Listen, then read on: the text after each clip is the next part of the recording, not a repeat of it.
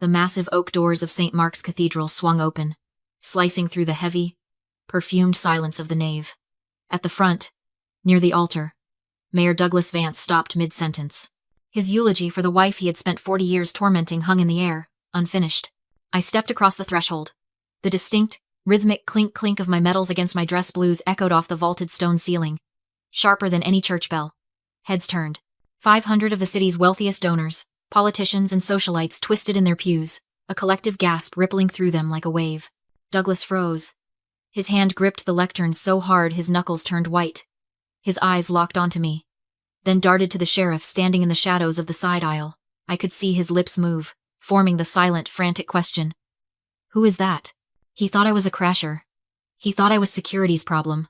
I ignored the murmurs swelling around me. I walked straight down the center aisle, my boots striking the marble with military precision. I didn't look at the cameras flashing in the press gallery. I didn't look at the sheriff shifting his hand toward his belt. I kept my eyes fixed on the mahogany casket at the front of the room. I wasn't there to make a scene. I was there to shatter an image. Before I tell you what, he whispered to the sheriff when he finally recognized my eyes. Tell me, have you ever had to become someone else just to survive your own family? Douglas met me 3 feet from the mahogany casket. To the cameras positioned in the choir loft, it looked like a grieving father reaching out to embrace a prodigal daughter. He opened his arms, his face a mask of tragic forgiveness. But I knew the man behind the mask.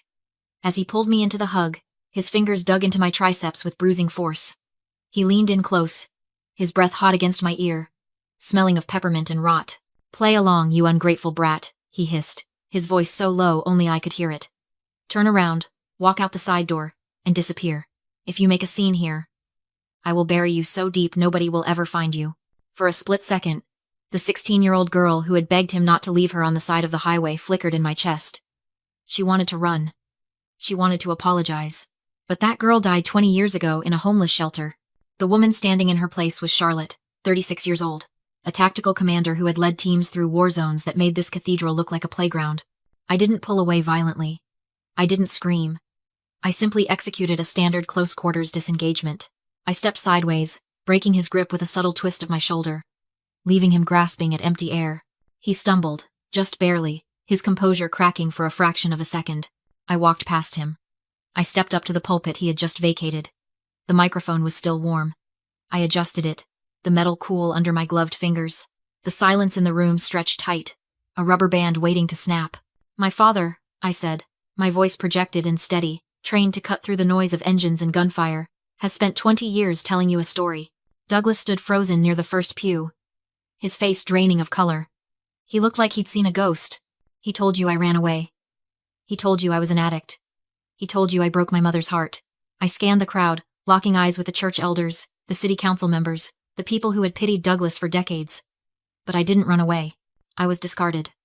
20 years ago, he drove me to the state line, threw a trash bag of my clothes into a ditch, and told me to never come back because I was an inconvenience to his campaign. A murmur rippled through the pews. It started low and rose quickly, a tide of shock and confusion.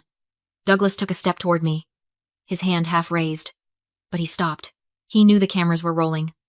He was trapped in his own performance. I didn't die in that ditch, I continued. I survived. I enlisted. I served. And I built a life that has nothing to do with this town's lies. I looked down at him. He looked small. The looming giant of my childhood had shrunk into a petty, frightened old man in an expensive suit. And contrary to what he told you, I didn't come here alone. I pointed to the front row. Caleb stood up. He didn't wave. He didn't smile. He stood at parade rest, 6'2" of quiet, dangerous capability, wearing a charcoal suit that fit him like armor. He locked eyes with Douglas and gave a single, slow nod. Meet my husband, I said. Caleb. Douglas looked from me to Caleb, and for the first time in my life, I saw fear in his eyes. He slumped slightly, his hands hanging uselessly at his sides. The narrative he had carefully curated for 2 decades had just been decapitated in under 2 minutes. I stepped down from the pulpit. The air felt lighter. I had said it. I had exposed him. I walked toward the casket to finally pay my respects, feeling the adrenaline recede into a calm sense of victory. I thought it was over. I thought I had won. I was naive. I should have known better. You don't defeat a man like Douglas by embarrassing him. You only make him dangerous.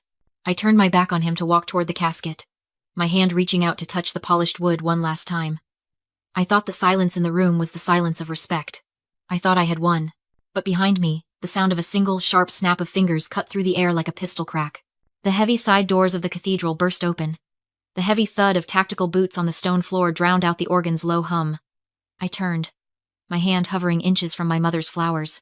Sheriff Barnes was already halfway down the aisle. He wasn't walking like a man paying his respects. He was walking like a man, executing a raid. 2 deputies flanked him, their hands resting ominously on their belts. They didn't look at Douglas. They looked straight at me. Douglas hadn't slumped in defeat. He was standing tall again, straightening his jacket, a cold, satisfied sneer curling the corner of his mouth. He hadn't been afraid of my return. He had been counting on it. "Sheriff," Douglas said, his voice projecting easily to the back pews.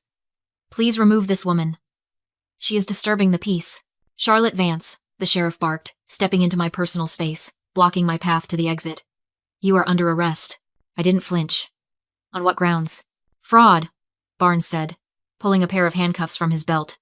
The metal caught the light, glinting silver. "Identity theft. And impersonating a military officer." The accusation hit me harder than a physical blow. "Stolen valor." He was accusing me of faking the very service that had saved my life. He was stripping away the one thing I had built that was entirely, undeniably mine. "That is a lie," I said, my voice dropping an octave, deadly calm. "And you know it." "Grab her," Douglas ordered. The deputies moved in. One grabbed my left arm, his grip unnecessarily rough, twisting my wrist behind my back. The pain was sharp, immediate. But I didn't struggle. I knew the protocol. Resisting now would only give them the footage they wanted. I looked out at the congregation. 500 people. People who had known my mother. People who had watched me grow up. I waited for someone to stand up. I waited for a single voice to cry out against this insanity. But no one moved. And in that split second, scanning their faces, the pity, the averted eyes, the self-righteous nodding, I finally understood the true depth of what Douglas had done. This was the trap I hadn't seen coming. For 20 years, while I was sleeping in barracks and leading patrols, Douglas hadn't just been erasing me. He had been rewriting me. He had spent 2 decades playing the role of the pious, heartbroken father burdening a cross no one else could see. Every Sunday, he must have stood at that pulpit and asked for prayers for his troubled daughter. He must have whispered stories at potlucks about my addiction, my mental breaks, my delusions. He had normalized the cruelty. He had twisted the narrative so thoroughly that to these people, seeing the sheriff handcuff a woman in a dress uniform didn't look like abuse. It looked like an intervention. They didn't see a commander being framed. They saw a sick, dangerous woman finally getting the help her saint of a father had been praying for. They weren't silent because they were scared. They were silent because they thought he was right. Douglas stepped closer, playing to his audience perfectly. He shook his head, looking down at me with a performance of deep, weary sadness. "I'm sorry, everyone," he said, his voice trembling just enough to sound convincing. "We tried to keep this private. She's not well. She hasn't been well for a long time. This uniform, this act, it's just another episode." He looked at me, his eyes dead and hard as stones. "Get her out of here, Sheriff, before she hurts herself." The cuffs clicked shut around my wrists. The sound was final. I was trapped in the center of the sanctuary, surrounded by armed men and a town that believed I was a monster. Caleb stood a few feet away, his muscles coiled tight, ready to spring.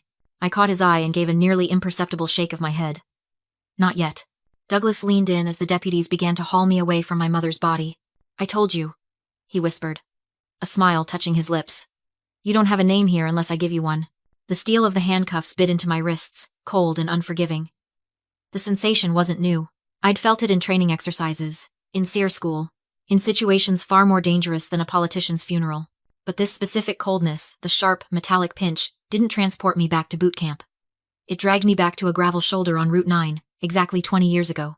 The memory hit me with the force of a physical blow. Mile marker 114. It was raining that night, a freezing, sideways sleet that stung my face. I was 16, wearing a thin denim jacket and holding a black hefty bag that contained everything I owned. Douglas hadn't even turned off the engine. He had leaned across the passenger seat, popped the lock, and shoved me out. "You're a cancer, Charlotte," he had said, his voice flat, devoid of anything resembling fatherhood. "I'm cutting you out before you kill the host." I remembered banging on the glass as he drove away. I remembered running until my lungs burned, screaming for him to come back, believing that if I just apologized enough, if I just shrank myself small enough, he would turn around. I spent that night curled under a concrete overpass, shivering so violently I thought my teeth would shatter, waiting for a savior who never came. The sheriff yanked my arm, pulling me off balance, snapping me back to the present. I looked at Douglas. He was watching me with the same expression he'd worn that night on Route 9. Contempt mixed with relief. He wasn't just arresting me. He was finishing the job. He was driving away again, leaving me on the side of the road. Only this time the road was a federal prison cell and the trash bag was a felony record. But he made one critical miscalculation. He was looking for the 16-year-old girl who cried in the rain. He didn't realize he was staring at a woman who had spent 2 decades learning how to hunt predators in the dark. I didn't pull away from the sheriff. I didn't cry out for mercy. I let the metal dig into my skin, using the pain as a focal point. In the Navy, we call it tactical patience. You let the enemy commit. You let them extend their lines until they are so confident, so overextended, that they expose their throat. Douglas thought this was a victory lap.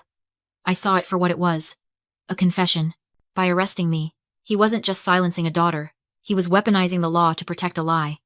And in doing so, he had just given me the moral clearance to destroy him. I locked eyes with him.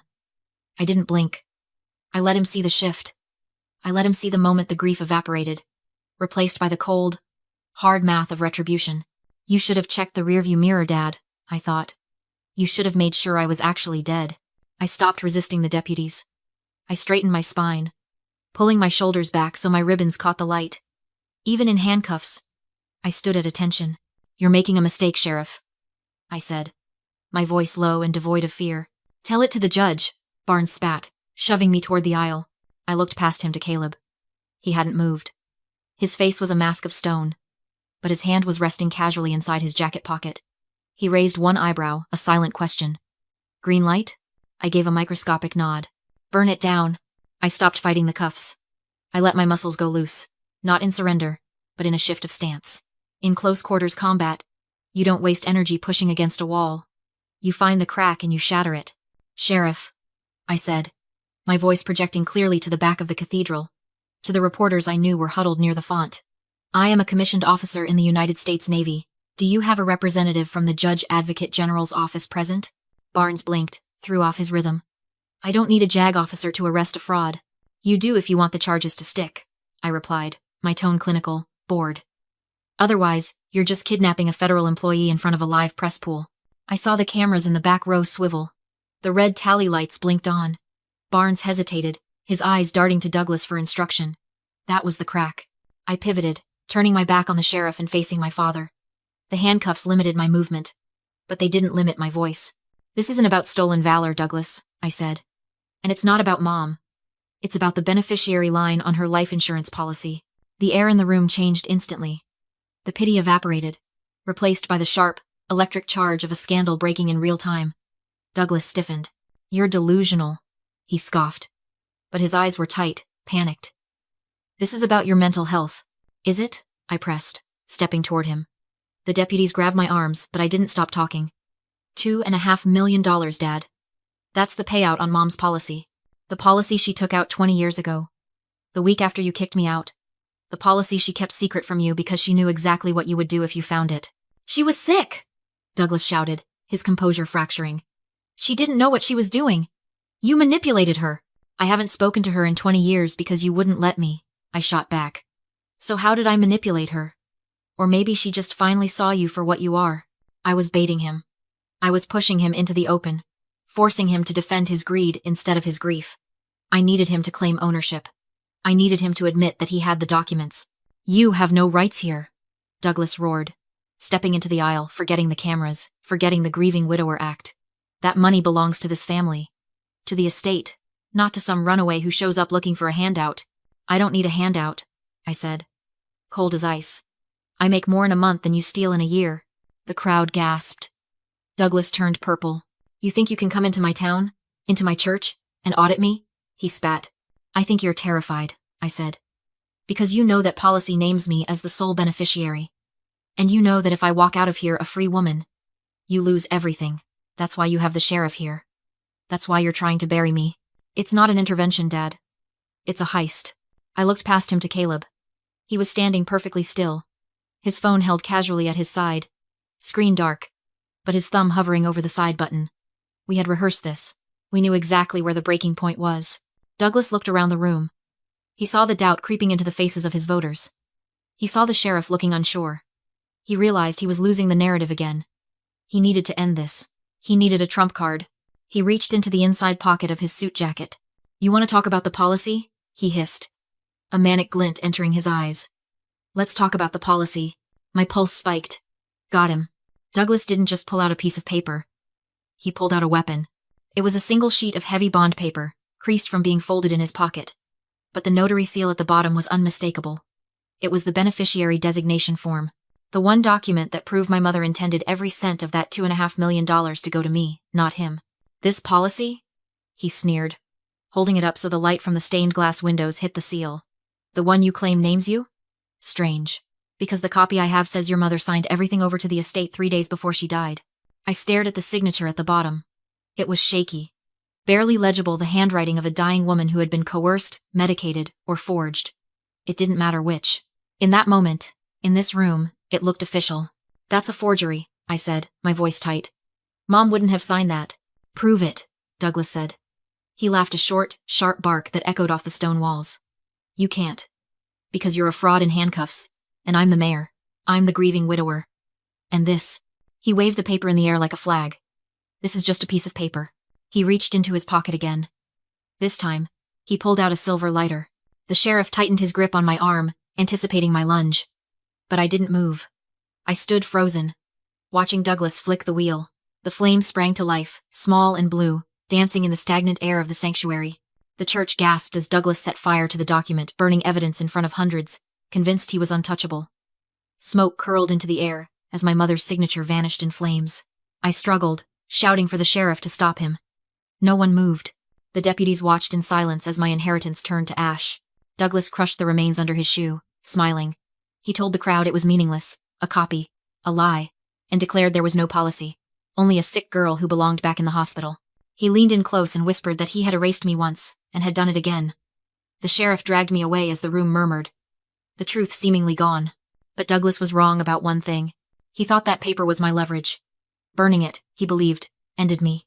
In reality, it triggered everything. I stopped resisting. I smiled. "I was hoping you'd do that," I said calmly. "I needed you to destroy evidence in front of witnesses." Douglas scoffed until Caleb stepped forward, flashed his badge, and identified himself as a special agent with the Federal Anti-Corruption Task Force. 6 mourners rose in the pews, shedding coats to reveal FBI vests. The sheriff reached for his gun and froze. Douglas panicked, screaming entrapment. I told him I hadn't tricked him, I had simply let him be himself. Then I produced the truth. From my uniform pocket, I pulled a sealed envelope.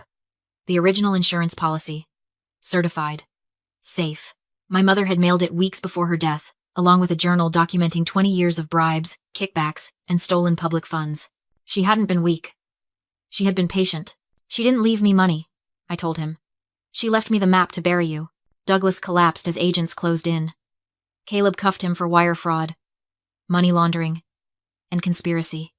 When Douglas begged me as his daughter, I answered simply, I didn't have a father. I had a target. They dragged him out as cameras broadcast his downfall live.